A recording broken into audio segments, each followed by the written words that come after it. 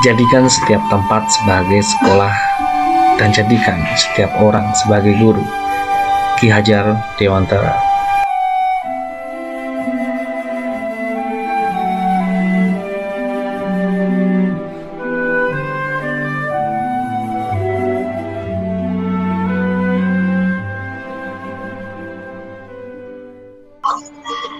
Assalamualaikum warahmatullahi wabarakatuh.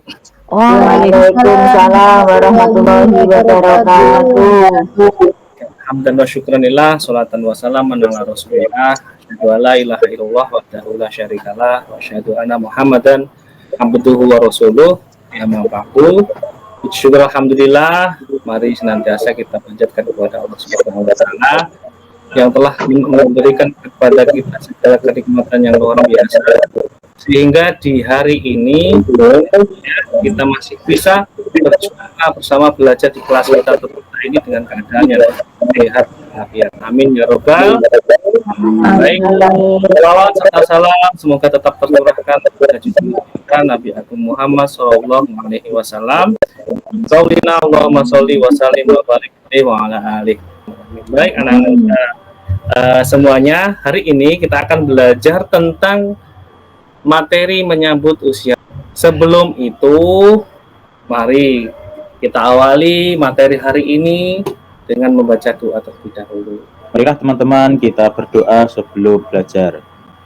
A'udzu billahi minasyaitonir rajim. Bismillahirrahmanirrahim. Rabbi zidni ilma warzuqni fahma waj'alni minas sholihin. Amin ya rabbal alamin. Alhamdulillah, luar biasa. Kenapa kita harus berdoa? Karena berdoa adalah salah satu bentuk syukur kita kepada doa. Baik, kemudian semuanya sebelum kita lanjutkan, kita lakukan presentasi terlebih dahulu. Hari ini siapa yang nggak masuk? Ada? Semuanya masuk ya? Masuk semua, Pak. Alhamdulillah. Kalau begitu langsung saja kita lanjutkan seperti biasa. Sebelum kita masuki materi di hari ini, kita nyanyi dulu biar makin semangat. Hari ini kita menyanyi yaitu lagu. Nah, siapa yang sudah hafal ini? Semua sudah hafal ya? Hafal, Pak. Kita nyanyi bersama-sama terlebih dahulu untuk menanam rasa nasionalisme pada diri kita ya. Bersama-sama yuk, 1, 2, 3. Garuda. Alhamdulillah. Nah, ini adalah salah satu lagu ya kebangsaan negara kita yang harus kita selalu cintai sebagai dasar. Ya, kalau orang beriman itu pasti cinta dengan tanah air. Ya. Nah, tujuan pembelajaran kita hari ini peserta didik mampu menjelaskan pengertian baik secara bahasa. Kemudian peserta didik mampu menjelaskan pengertian baik secara istilah. Kemudian kalian mampu mengemukakan istilah penting dalam tanda-tanda kedewasaan. Kemudian peserta didik mampu membedakan tanda-tanda balik bagi laki-laki dan perempuan.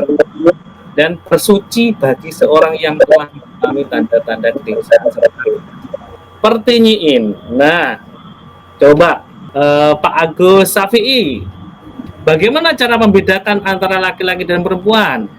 Coba. Oke, luar biasa. Kita lanjutkan. Yang kedua, coba siapa yang tahu? Perempuan dewasa suaranya lembut, Pak. Laki-laki suaranya besar.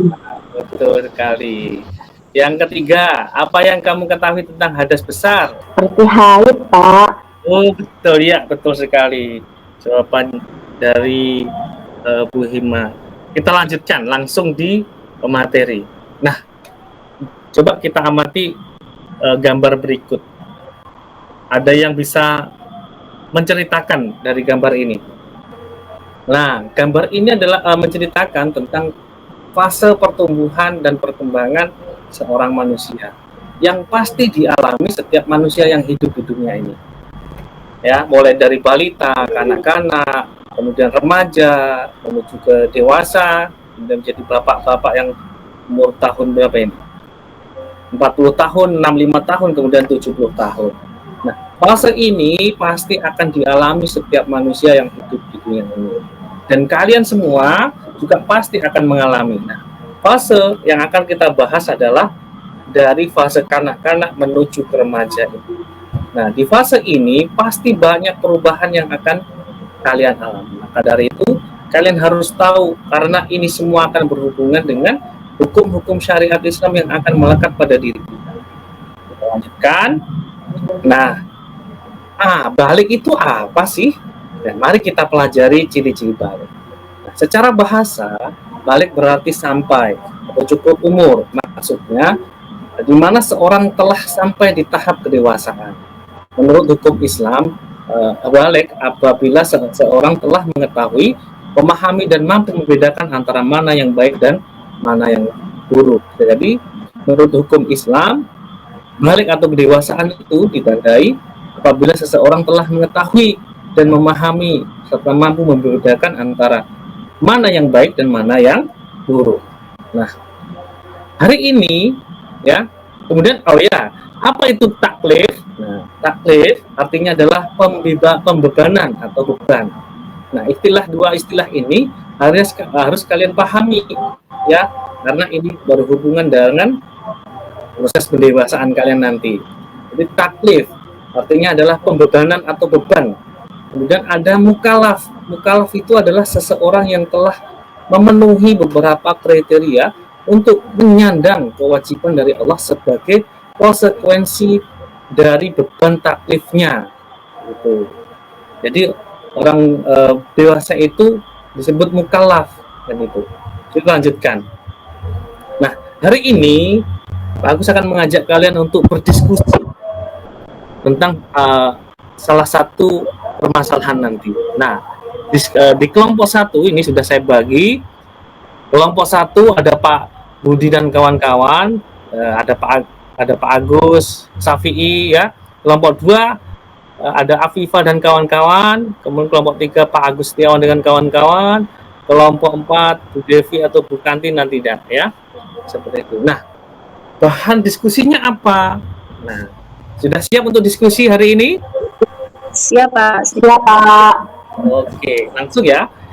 Silahkan coba perhatikan ini secara seksama dengan kelompok kalian. Amati yang ada di video ini nanti ya, kemudian jelaskan ya tentang soal per kelompok ini. Jadi mencari solusi di kelompok 1 ada pertanyaan ini, kelompok 2 ada pertanyaan jika kamu mengalami bebas apa yang kamu lakukan, kelompok 3 bagaimana cara mandi junubnya, dan kelompok 4 bagaimana hukum khitan. Nah, sebelum itu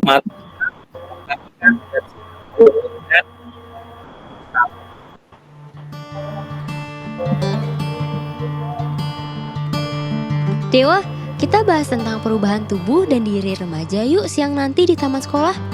Yuk, nanti aku ajak teman-teman yang lain ya.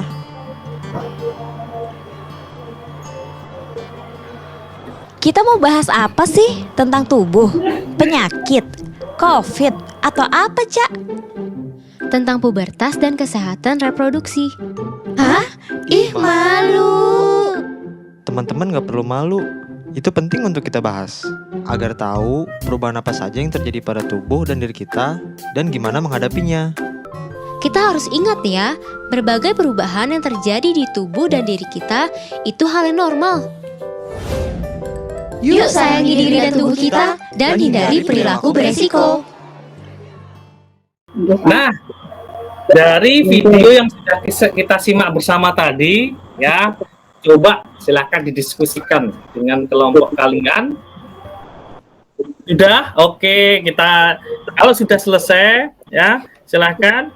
Nanti setelah ini kita presentasikan. Sudah siap? Siapa yang sudah siap untuk kelompok?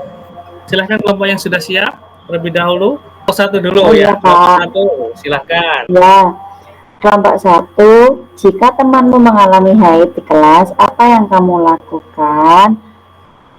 Jawaban dari kelompok kami, Pak, kami akan membantunya untuk yang pertama, mungkin kami bisa pergi ke UKS, Pak, karena di di sana ada apa namanya itu Kak untuk pembalut perempuan. Jadi kami membantu teman tersebut untuk mengambilkan pembalut tersebut Pak. Yang kedua nanti bisa teman tersebut itu ke kamar mandi untuk mengganti apa karena dia mengalami haid tersebut Pak, begitu. Oke, luar biasa jawaban dari kelompok 1. Tepuk tangan untuk kelompok 1, luar biasa. Baik, kelompok 2, silahkan. Iya Pak. Monggo Pak. Kelompok Ya. 3 dijawab bagaimana cara mandi junub. Bagaimana cara mandi junub? Menurut diskusi dari kelompok kami, cara mandi junub adalah dengan diawali dengan niat dulu Pak, kemudian membasuh tubuh dari mulai ujung kepala sampai ujung kaki dengan keramas Pak. Wah, oke, betul, luar biasa. Sudah? Sudah Pak. Oke, jawaban yang bagus sekali dari kelompok 3 hasil diskusinya. Yang terakhir, kelompok 4. Oh iya. Oke. Baik, itulah dari presentasi tiap kelompok yang luar biasa. Ya, hasilnya keren sekali ya. Sekarang kita lanjutkan di refleksi hari ini. Yang pertama, bagaimana perasaan kalian setelah mempelajari materi ini? Tenang Pak. Tenang ya? Alhamdulillah. Apa yang kalian pahami dari materi ini? Hari-hari ini Pak. Nah, luar biasa. Iya Pak, baru tanya. Oke, kita lanjutkan aja langsung ya di kesimpulan. Nah, jadi tadi sudah kita bahas beberapa di video, ada tanda balik, ada yang di tugas kelompok pertama tentang haid itu apa. Nah, sekarang ini kesimpulannya. Jadi tanda-tanda balik secara ilmu fikih itu dibagi antara laki-laki dan perempuan, dibedakan antara laki-laki dan perempuan. Nah, laki-laki itu yang pertama ihtilam, keluarnya sperma atau mani. Nah, ditandai dengan mimpi basah. Itu. Kemudian telah sampai umur 15 tahun jika belum mendapatkan mimpi basahnya, secara hukum Islam kalian sudah dinyatakan menjadi anak-anak yang dewasa sehingga melekat seluruh hukum-hukum syariat agama kepada diri kita. Kemudian tumbuh bulu di sekitar kemaluan. Ini untuk laki-laki. Untuk anak perempuan telah sampai usia 9 sampai atau 15 tahun, kemudian telah mendapatkan menstruasinya. Nah, kemudian di usia 15 tahun misalnya kok belum mendapatkan menstruasinya, dia juga secara hukum Islam sudah mendapatkan atau sudah masuk di usia dewasa. Yang ketiga juga sama, telah tumbuh rambut-rambut di sekitar kemaluan. Nah, materi ini adalah materi yang sangat penting yang harus kalian ketahui, bukan hal yang tabu atau untuk malu untuk dibicarakan. Makanya kemudian fase ini pasti akan kalian alami di fase kehidupan manusia. Makanya ketika mendapatkan hal pertama ini jangan takut ya, langsung cerita dengan orang dewasa di sekitar kalian, dengan orang tua, dengan kakak perempuanmu atau kakak laki-lakimu ya, seperti itu. Kita lanjutkan. Kemudian tentang mandi wajib seperti yang sudah disampaikan oleh kelompoknya Setiawan tadi ya, bagaimana cara mandi, apa itu mandi wajib dan bagaimana. Mandi junub atau mandi wajib itu adalah mandi yang digunakan untuk menghilangkan hadas besar. Hadas besar itu apa? Anak yang mengalami mimpi basah dan haid itu sedang dalam keadaan berhadas besar. Untuk bersucinya ya harus melakukan sebelum melakukan ibadah sholat dan sebagainya, yaitu dengan mandi wajib atau mandi junub. Caranya gimana? Coba perhatikan ini. Mandi wajib atau mandi besar khusus adalah menyiramkan atau menuangkan air yang suci ke seluruh badan secara merata dengan berniat di dalam hati. Atau pengertian mandi wajib adalah mandi atau menuangkan air ke seluruh badan dengan tata cara tertentu dengan tujuan untuk menghilangkan hadas besar. Dengan tata cara yang pertama, mencuci telapak tangan, kemudian mencuci air kelamin dengan tangan kiri. Ya, kemudian mencuci tangan kiri dengan sabun. Nah, ini tata cara Nanti setelah ini yaitu waktunya kuis. Tadi sudah diskusi dan sebagainya. Nah, ini kerjakan kuisnya. Nah, jawablah pertanyaan ini ya, kerjakan di buku kalian. Nah, itu nanti kalau sudah selesai kita kumpul. Bagaimana? Sudah selesai ya? Sudah, Pak. Bisa, Pak. Sudah selesai, bisa dikumpulkan. Terus selanjutnya kesimpulan sudah kita sampaikan. Alhamdulillah kita sudah sampai di penghujung materi pada hari ini. Besok kita akan belajar tentang balik menurut ilmu biologi. Nah, maka dari itu anak-anak semuanya, apa yang kita pelajari hari ini bukanlah materi, sekali lagi materi yang tabu untuk kita bicarakan. Materi ini sangat penting dan wajib kalian ketahui. Apalagi sebentar lagi kalian akan mendapatkan fase ini, ya, membicarakan tentang imunitas, ya, perubahan-perubahan yang itu penting sekali karena hubungan dengan hukum syariat agama yang akan melekat pada diri. Pada itu, kalau kalian mendapatkan menstruasi pertama, apa yang akan kamu lakukan? Yang pertama, curhat kepada orang tua, orang-orang dewasa di sekitar kita. Nah, maka dari itu, mari kita akhiri pembelajaran hari ini dengan membaca doa bersama-sama. Silakan Pak Gustiawan untuk memimpin doa lagi, doa setelah belajar. Baca surat Al-Asr ya.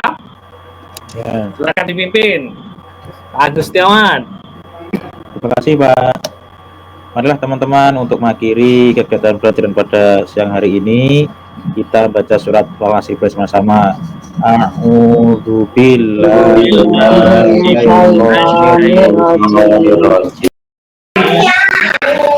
Terima kasih. Ada kurang lebihnya mohon maaf. Sekali lagi ingat pesan Pak Agus. Laksanakan ya di rumah. Jangan malu untuk bertanya dengan orang-orang dewasa tentang masa pubertas atau usia. Akhirul kalam, wallahul muwaffiq ila aqwamit thoriq. Assalamualaikum warahmatullahi wabarakatuh. Waalaikumsalam warahmatullahi wabarakatuh.